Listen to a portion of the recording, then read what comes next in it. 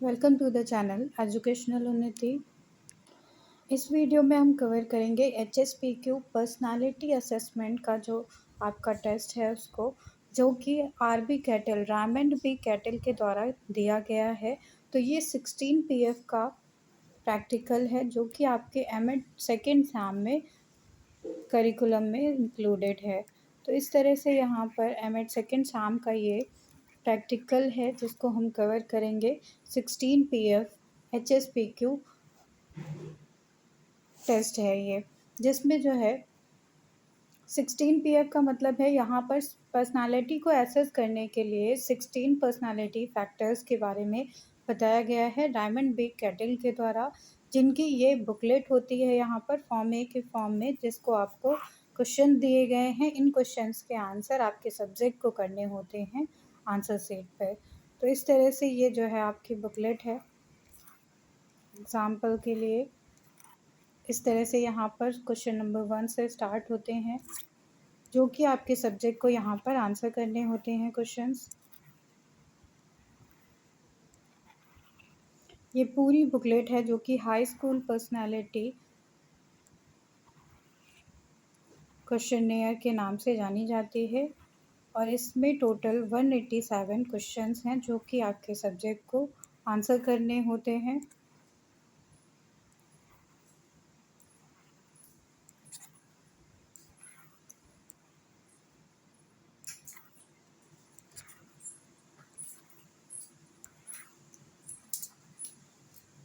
इस तरह से यहाँ पर 140 क्वेश्चंस हो गए। इसके बाद लास्ट के क्वेश्चंस हैं ये,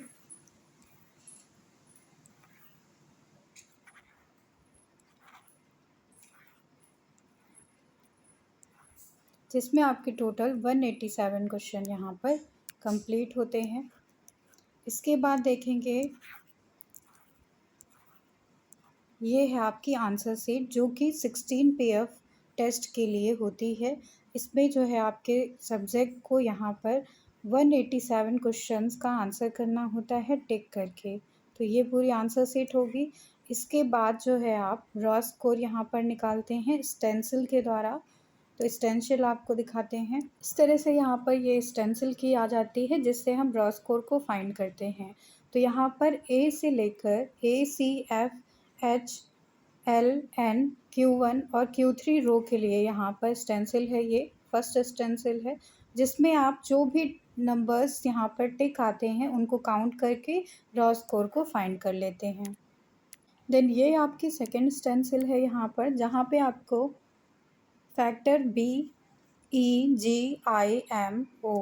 और Q1 और Q4 के लिए यहाँ पर रॉ स्कोर फाइंड हो जाएगा। तो इसमें जितने भी टिक वाले आएंगे वो आप काउंट कर कर रॉ स्कोर लिख देंगे। रॉ स्कोर के बाद में आप जो इधर टेबल बनाते हैं ये स्टेन स्कोर की होती है। स्टेन स्कोर आपको कैसे काउंट करना होता है ये आपको बताते हैं अब।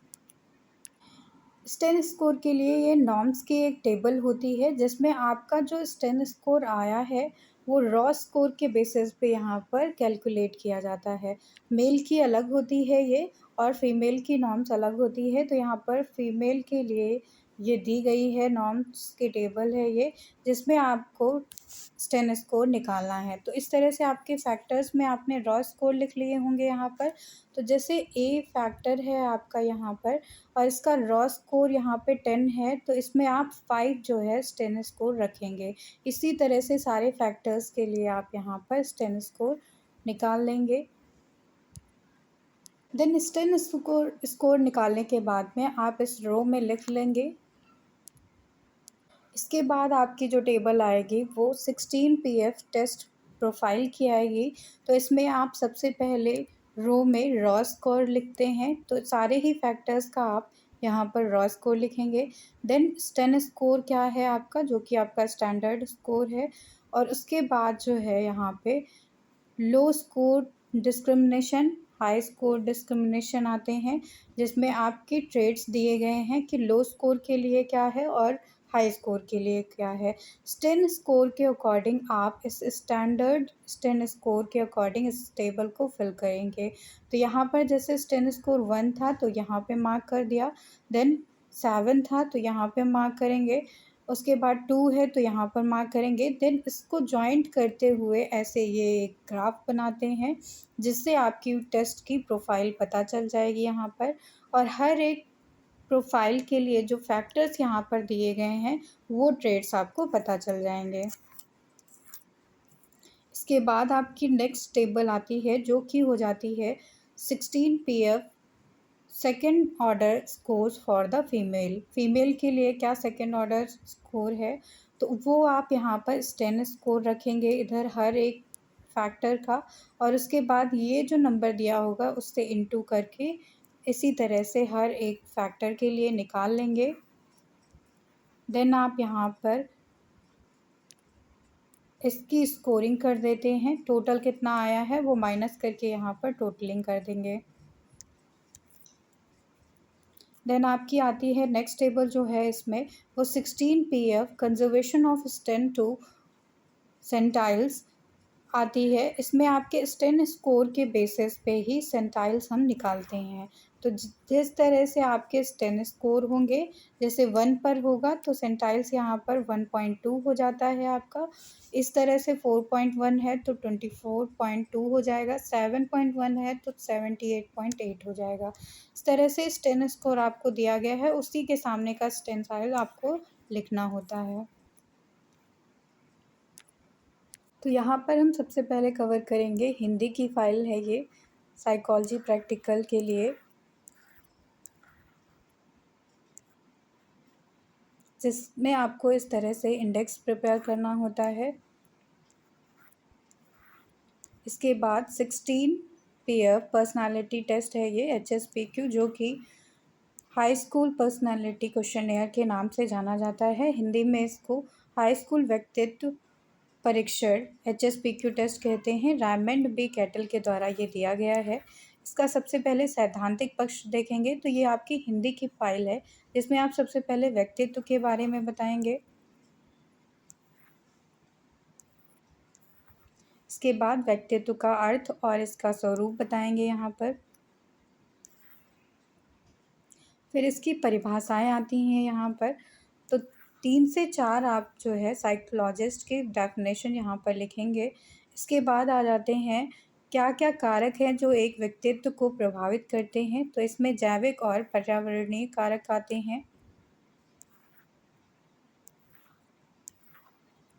ये सब आपके सैद्धांतिक पक्ष में आएगा फाइल में। फिर व्यक्तित्व की परिभाषाएं इसमें आ जाती हैं, जैसे कि व्यक्तित्व की विशेषताएं आती हैं, जिसमें आत्मचेतना आ जाता है, सेल्फ कॉन्शियसनेस कितनी है एक पर्सन में, सामाजिक कितना है वो व्यक्ति, एडजस्टेबिलिटी कितनी है, सामंजस्य कितना बिठा पाता है चीज़ों के बीच में, शारीरिक और मानसिक स्वास्थ्य आ जाता है उसका। फिर व्यक्तित्व के यहाँ पर प्रकार आते हैं, जिसमें 3 तरह से कैटेगराइज किया गया है: शरीर की संरचना के आधार पर, समाजशास्त्रीय प्रकार के आधार पर और मनोवैज्ञानिक प्रकार के आधार पर।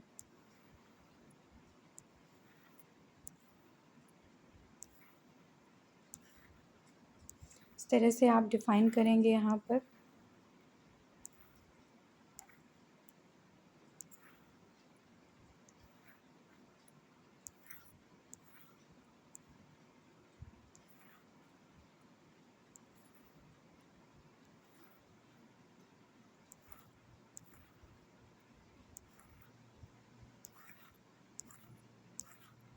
इसके बाद आपका प्रैक्टिकल एस्पेक्ट आता है, क्रियात्मक पक्ष आता है इसमें।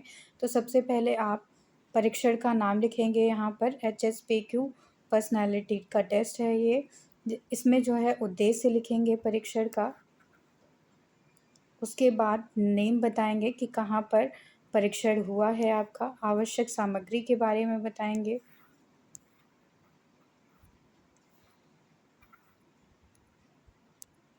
फिर आप इसमें प्रयोज्य का विवरण देते हैं। इसके बाद यहाँ पर आप परीक्षणकर्ता का नाम और उसका विवरण देंगे। देन यहाँ पर प्रयोग से संबंधित विवरण देंगे। इसके बाद स्टार्ट करेंगे, परीक्षण की विधि बताएंगे। यहाँ पर प्रारंभिक तैयारी सबसे पहले बताते हैं। फिर निर्देश क्या दिए गए हैं, सामान्य निर्देश इसमें आएंगे। उसके बाद कुछ विशिष्ट निर्देश आते हैं जो कि आपके सब्जेक्ट को दिए जाते हैं।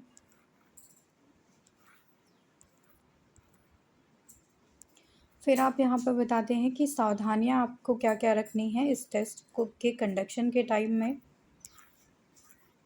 फिर प्रविधि इसमें आती है।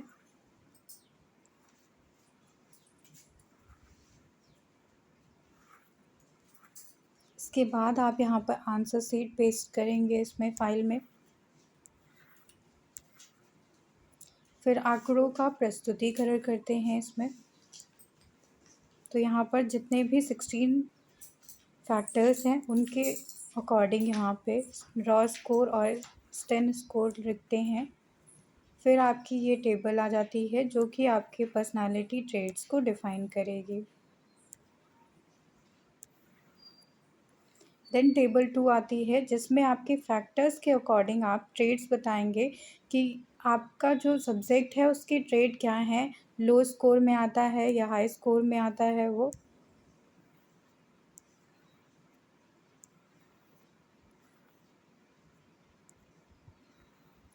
इस तरह से यहाँ पर ट्रेड्स डिफ़ाइन कर देंगे 16 फैक्टर्स के लिए। देन प्रोफाइल शीट का वर्णन यहाँ पर देंगे। जो प्रोफाइल शीट आपने ग्राफ में बनाई है उसका यहाँ पर विवरण देते हैं कि आपका जो सब्जेक्ट है उसकी पर्सनालिटी कैसी है। इसके बाद यहाँ पे आप जो है ये सेकंड ऑर्डर स्कोर जो है फीमेल्स के लिए वो लगाएंगे। उसमें कैलकुलेशन पे क्या आया है वो यहाँ पे आप बताते हैं। फिर द्वितीय क्रम स्कोरिंग टेबल है यहाँ पर, उसके बारे में बताते हैं यहाँ पे। इसके बाद आपके जो परिणाम आए हैं उसकी आप व्याख्या करेंगे। तो यहाँ पर 16 फैक्टर्स हैं, कारक हैं, एक-एक कर हर एक कारक की आप जो है यहाँ पर व्याख्या करेंगे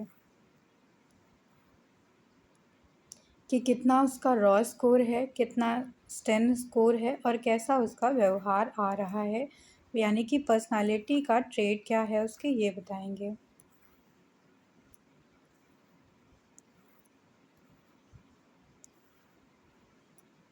लास्ट में निष्कर्ष लिखते हैं यहाँ पे अपने सब्जेक्ट के बारे में।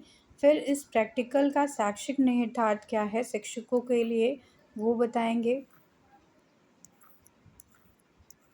फिर छात्रों के लिए यहाँ पर बताते हैं कि इसका क्या शैक्षणिक निहितार्थ है। इसके बाद संदर्भ ग्रंथ आपको बताने हैं, रेफरेंस बताने हैं यहाँ पर। इस तरह से ये प्रैक्टिकल आपका यहाँ पर साइकोलॉजी का कंप्लीट होता है। Thank you everyone.